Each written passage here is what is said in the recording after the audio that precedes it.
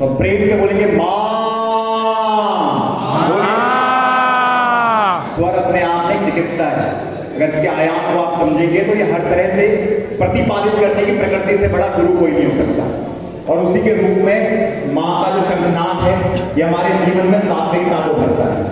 सबसे पहले मैं परम पूज्य जो हमारे महर्षि हैं या आप कहिए हमारे आदर्श हैं, भाई अमर शहीद क्रांतिकारी राजीव भाई दीक्षित जी के चरणों में प्रणाम करता हूँ, जिन्होंने भारत के अंदर से ऐसी विचारधारा की क्रांति खड़ी करी है कि पूर्व से पश्चिम, उत्तर से दक्षिण आदि की क्रांति दिखाई देती है, लहर दिखाई देती है। कोई व्यक्ति बिना पदों में रहते हुए कितना महत्वपूर्ण हो जाता है। किसी एक व्यक्ति जिसके पास इतना भी कम ना होता हो कि वो व्यक्ति लोगों को जोड़ सकता हो अपने आपस में। कोई एक व्यक्ति जिसको किसी नेता ने या किसी भी अभिनेता ने कभी समर्थन नहीं दिया। कोई एक ऐसा व्यक्ति जिसने कभी जब इस भूमि में कदम रखा हो तो उसे ये भी पता ना चलता हो कि कौन हमारा साथ देगा। आज एक ऐसे व्यक्ति की पुण्यतिथि है, ऐसे व्यक्ति का जयंती मानी जाती है। तो पहले तो अभिनंदन कीजिए भाई राजीव दीक्षित जी को, जिसके कारण पे आज ये आयोजन यहाँ पर किया जा रहा है। अब चूंकि ये समय पूरा समाप्ति की ओर हो चुका है, समय भी ज्यादा नहीं है, मैं बातें बहुत कर नहीं सकता यहाँ पे, लेकिन फिर भी मैं अपनी बात को इसी रूप में आपके बीच रखना चाहता हूँ कि अगर हम राजीव भाई दीक्षित जी के आज इस चित्र के साथ यहाँ पर खड़े हुए हैं, अगर हम ये समझ रहे हैं कि राजीव भाई दीक्षित कोई व्यक्ति है जिसने हमारे जीवन को बदला है, हो सकता है वो किसी के गुरु ना हो सकता है कोई उनसे सीखा भी ना हो सकता है, लेकिन उनका प्रभाव इस पूरे भूमंडल में दिखाई देता है। कोई एक ऐसा व्यक्ति, कथाकार, कलाकार, अभिनेता, एक भी अपवाद नहीं है जो राजीव भाई दीक्षित जी की उस क्रांति की महत्व को नहीं जानता है राष्ट्र के अंदर। तो मेरा आप सभी से इतना कहना है, राजीव भाई ने चिकित्सा के जिस ध्येय को खड़ा किया था, उन्होंने गुरुकुल के जिस मूल सिद्धांत को देश में खड़ा किया, भारतीयता की विचारधारा को लेकर आए, उन्होंने देश में गौशाला या गौ माता की रक्षा की जो बात करी देश के अंदर पे, अगर उसके प्रति हम कुछ करना चाहते हैं तो सबसे मूल बात तो ये है कि हम पवित्रता और शुचिता अपने जीवन में लाएं। कहने को बड़ी बड़ी बातें कहने को सभी लोग मिल जाएंगे आपको, लेकिन सबसे महत्वपूर्ण बात है शब्द, विचार, बातें तो आदर्शों के जैसे ले आओगे, लेकिन उनके जैसी पवित्रता कहां से लाओगे। ये पवित्रता बहुत ही संकल्पों से, कई जन्मों से सामने आती है हमारा। आज चाहे हमारे देश के जितने वैद्य हों जो बहुत श्रेष्ठ कार्य कर रहे हैं, लेकिन मैं कई चीजों में कई लोगों के बारे में सबके पास लोगों को भेजता रहता हूँ। यहाँ आए हुए कई शहरों के पास विभिन्न जगह से मैंने लोग भेजे हैं चिकित्सा के लिए, लेकिन कितने लोग पता है आपको आपके पीछे ठगे जाते हैं, आप नहीं जानते। कभी आप कभी नहीं समझ सकते कितने लोग पीड़ित होकर लौटते हैं वहां से, कितने लोगों का मनोबल गिर चुका होता है वहां से आने के बाद, कितने लोग होते हैं जो आपकी शिकायतें करते हैं हमसे आकर। आपको हैरानी होगी, इतनी मजबूरी है हम लोगों की, क्योंकि हम आयुर्वेद के प्रचारक हैं, हम राजीव भाई दीक्षित जी के प्रचारक हैं कि चाहकर भी आपके विरोध में कुछ नहीं बोल सकते। लेकिन ऐसा मत कीजिए साहब।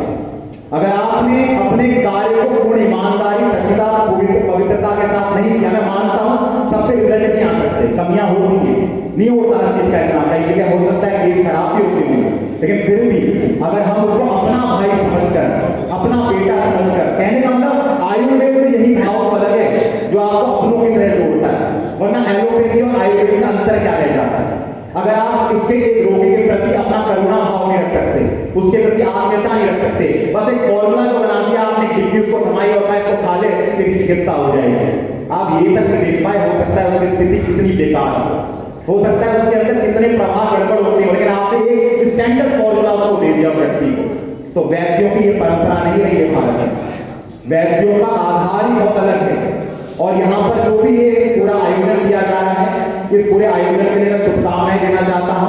हो सकता है हम सब में कमी होती है, यहाँ पर मैं जो हमारे भाई कमल जी हैं जिन्होंने इसको पूरे आयोजन को कर रखा है, और जब राजीव दीक्षित गुरुकुल की जिस समय स्थापना हुई थी, हमने बहुत ही संकल्पों के साथ, बहुत मेहनत के साथ और पुरुषार्थ के साथ उसको बनाया था, बहुत प्रेरणा के साथ उसको बनाया गया है, और बहुत बड़ी सिद्धांत उसके साथ जुड़े हुए हैं हमेशा, क्योंकि उसमें राजीव भाई दीक्षित जी का नाम लगा हुआ है। हम देश के अंदर ये सुनिश्चित कर देना चाहते हैं कि राजीव दीक्षित जी के काम के लिए, अगर उनके काम को करने पर कहीं पर भी सैद्धांतिक रूप से कहीं भी कमियां आएंगी, किसी भी व्यक्ति में आए, चाहे वो हमारा भाई कमल हो, चाहे कोई बाहर का व्यक्ति हो, चाहे डॉक्टर BR हो, दुनिया में हर व्यक्ति जो राजीव भाई के विचार पे काम कर रहा है, लेकिन अगर उसमें गड़बड़ होगी तो हम उसका प्रत्यक्ष विरोध भी करेंगे और सामने बोलेंगे, और कोई माइक वाला हमें नहीं रोक सकता।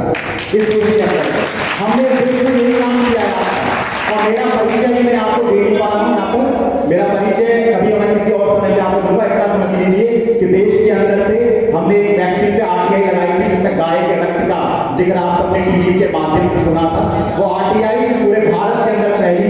आप सोचिए, शर्म का विषय है देश के अंदर पे, हम गाय वालों का देश कहते हैं इसको।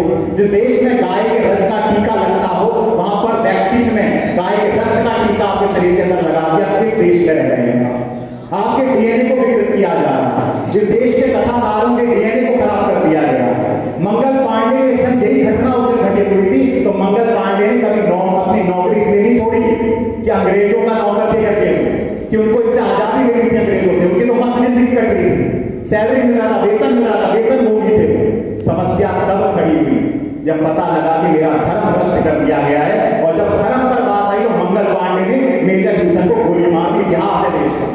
इस शर्म का विषय हमारे रक्त के अंदर पे। और सोचिए, हमने तो केवल आरटीआई गाय के रक्त का केवल कोवैक्सीन पे लगाई थी और कोविशील्ड वैक्सीन के लिए कोरोना का मामला है।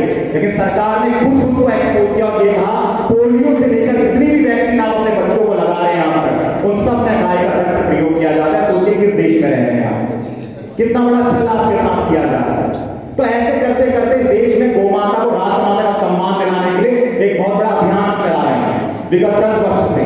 पूज्य गोपाल मणि जी महाराज है उत्तराखंड के बहुत बड़े, जिन्होंने पूरे पीढ़ी को उठा रखा है। इन आंदोलन नाम का मैदान लगे हुए हैं, तो उसके समन्वयता में लगे हुए हैं। और आने वाली अगली जो गोपाष्टमी है 2023 की, एक वृहद आंदोलन होगा देश की राजधानी दिल्ली में। और गवाह बनेंगे लोग कि जब तक गाय को राष्ट्रमाता का सम्मान नहीं मिल जाता, जिसके लिए आज जिसके बिना सुश्रुत की, यहाँ तक की चरक की जो अपना आयुर्वेद का ग्रंथ है, वो भी बिना गाय के मोहर के संपादित नहीं हो पाया। तो पंचगव्य का महात्मा ही लिखना पड़ा उसको। तो इतनी बड़ी पीड़ा या इतनी बड़ी षड्यंत्र अगर देश में हो रहे हैं साथियों, तो हमें इस काम को करना पड़ेगा। क्योंकि देश आजाद हो गया, लेकिन देश की आजादी का मूल रही मंगल पांडे की गौभक्ति आज तक इस देश में पूर्ण नहीं हो पाई है। और केंद्रीय रूप में गौ माता को राष्ट्रमाता का सम्मान मिलना अविलंब जरूरी है। इसके लिए मैं आप सभी को मैंने निमंत्रण भी देने आ रहा हूँ यहाँ पे, तो आप जरूर आइएगा। अगले वर्ष के लिए उसकी पूरी तैयारी चल रही है हमारी। और यही सब चीजें राजीव भाई दीक्षित जी के नाम पर पूरे भारत में चल रहा है। और देश में सोशल मीडिया का राजीव भाई का सबसे बड़ा हैंडल हम लोगों ने चलाया हमेशा।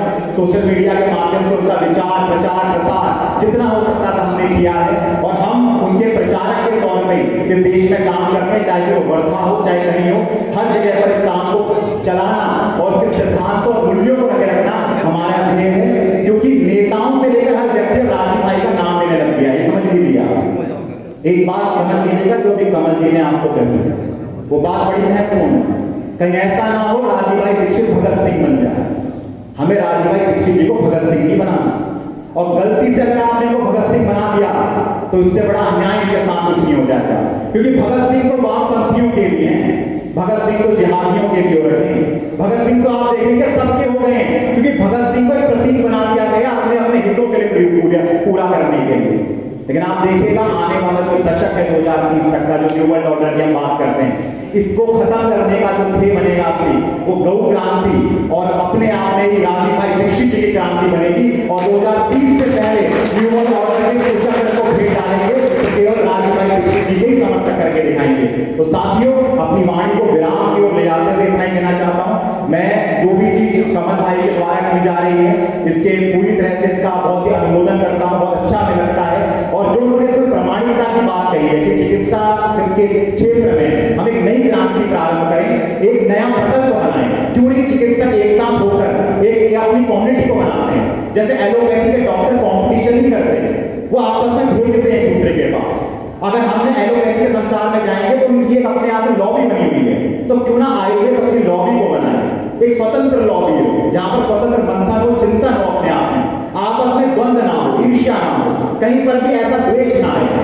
हो सकता है कि माध्यमों में आप किसी सहमत ना हो तो सीधे कहिए उसे। मैं कह रहा हूं सामने मुंह के सामने बोलिए, टोकिए उसको, रोकिए उसको। ये आपका नैतिक दायित्व बनता है।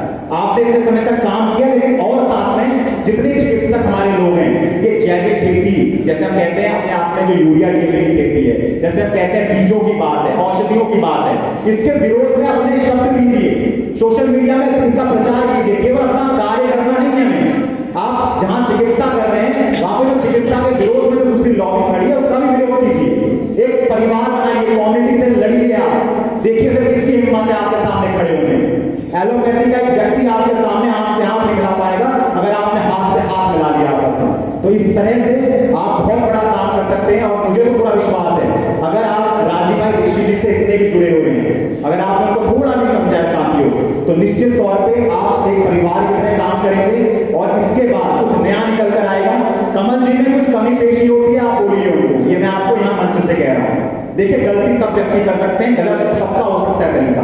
मुझे ये तरीका पर्सनल तौर पे अजीब लगा कमल जी, जो आपने आवेशित होकर सोलंकी जी के लिए कहा, मेरे को पर्सनली गलत लगा। मुझे लगा कि आपको उन्हें टोकना चाहिए, लेकिन उतर के टोकना चाहिए। आपको मन से बोलने का ये इसलिए नहीं है क्योंकि आपने यहाँ पर एक मेजबान के तौर पर, आप बैठिए साहब, आप बैठिए, नहीं आप ही बैठिए, आप में ना देखिए चिंतन करिएगा, मेरा ये विषय कहने का दूसरा कारण है। आप बैठिए, आप वो वाली वो बात नहीं है। मेरा ये कहने का मतलब है कि ये हमारा राजीव भाई ऋषि जी का मंच है। अगर यहाँ पर कोई व्यक्ति आ गया है और वो मंच में बोल रहा है, अगर वो उतर रहा है, तो हमारे कार्यकर्ता के गुण हैं, ये शैली है हमारी कि हमें उस समय पर उसे नहीं बोलना। हाँ गलत है तो सीधे ये कह देना है कि आपसे प्रमाणित करेंगे आपने बोल दिया, एक हफ्ते में कैसे हो गया है, प्रश्न खड़े करवाइए उन्हें और ये कहिए आप ये प्रमाण देंगे आपको जो इन्होंने बातें कही है, लेकिन ये तरीके सही होंगे। तो मेरा आपसे ये कहना है कि हमें ये सब चीजें देखनी पड़ेगी। और कमल जी ने जो काम करें पुरुषार्थ तो बहुत बड़ा है, क्योंकि अकेला व्यक्ति कितना काम कर रहा है वहां पे खड़े होकर, ये बहुत बड़ी बात है। हमने उस व्यक्ति को नहीं सोते हुए देखा है, कितनी उदाहरण सुना है, कितने लोगों ने उस पर आघात किया, कितना प्रतिघात किया उनके ऊपर, तरह के षड्यंत्र किए जाएंगे, बातें कही जाएंगी, कई बातें लोगों ने राजीव ऋषि जी को भी नहीं बख्शा था, नटवर लाल क्या क्या नहीं कहा था अपने समय पर, लेकिन आज प्रत्यक्ष प्रमाण है कि पूरी दुनिया उनकी गाथा गाती है, उनकी बातें सुनती है और झुकती है उनके सामने। तो जो कार्य कमल जी कर रहे हैं इसमें हम निरंतर तौर पर साथ दें और इस कार्य को पूर्ण रूप से आगे बढ़ाएं, यही हमारा ध्येय है, यही हमारा उद्देश्य है। और इसी के साथ ये कार्य निरंतर पल्लवित होगा और राजीव दीक्षित गुरुकुलम पाली जिस ध्येय को आगे बढ़ाना चाह रहा है, एक स्वस्थ क्रांति विचार के साथ इस भारत में उस काम को करके दिखाएगा। हमारी बहुत शुभकामनाएं, आप सभी को प्रणाम। बोलिए भारत माता की जय, वंदे मातरम, वंदे मातरम, वंदे मातरम। और एक पंक्ति है अंतिम, वो है कमल भाई जैसे लोगों के, आप जैसे लोगों के जो उसमें काम कर रहे हैं कि अगर माटी के पुतले देह में ईमान जिंदा है, अगर आज विश्वास है आप कुछ कर सकते हैं ईमानदारी से, अगर माटी के पुतले देह में ईमान जिंदा है, तभी इस देश की समृद्धि का अरमान जिंदा है। न भाषणों से उम्मीदें, न वादों पर भरोसा है, राजीव भाई जैसों की खातिर ये भारत वर्ष जिंदा है, ये भारत वर्ष जिंदा है। अगर इसके मूल्य समाप्त हो गए तो हम कभी जीवन में कुछ नहीं कर पाएंगे। और धन्यवाद है राजीव भाई के हर व्यक्ति का, गोविंद भाई का विशेष तौर पर, अरुण भाई का भी और कमल भाई का भी, और आप सभी का प्रणाम, आप सभी को वंदे मातरम।